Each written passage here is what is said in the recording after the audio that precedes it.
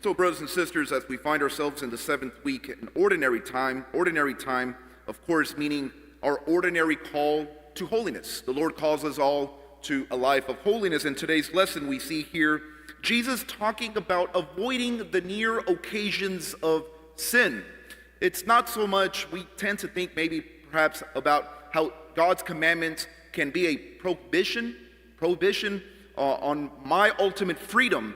But in fact, what Jesus is teaching us through the commandments and through the Beatitudes is that true freedom consists of a love so pure like that of God's. And so Jesus, of course, is giving us images here to avoid near occasions of sin. Our hands, our eyes, whatever, our feet, wherever it is. What he's telling us is that the way in which we are to follow God, the way in which we are to follow him is to purify our love towards him and towards our neighbor.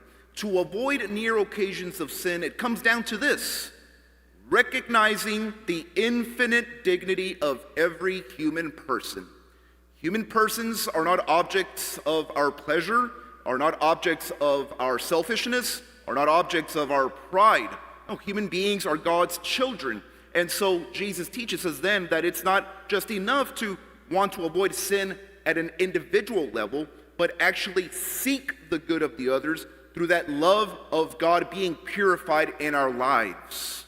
And so, my brothers and sisters, today let us ask for that grace to come into that deeper communion with God, whose love is disinterested towards us, is unconditional, is gratuitous, is joyful, so that we then can find joy in loving God, can find joy and purpose in walking in his footsteps, doing good towards others, recognizing their infinite dignity. Pope Francis once asked, what gives life its flavor? And Jesus talks about the salt that gives us peace with one another, recognizing then the infinite dignity of every human person.